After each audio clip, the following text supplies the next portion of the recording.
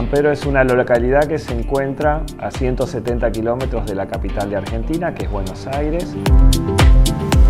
El gran proceso migratorio se produjo desde 1800, empezaron a venir los primeros mallorquines de Felanix.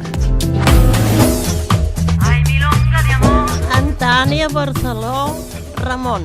Ramón, Bové. Gustavo González Pujols. Hace aproximadamente 60 años en este negocio trabajaba una señora que tenía la receta de la sobrasada y a partir de ese momento empezamos a elaborarla. Jo l'estim a Mallorca, perquè l'arrel venen d'allà. Hem estat una família que sempre hem estat comunicats. Vaig néixer a la província de Buenos Aires y ya me sé mallorquí.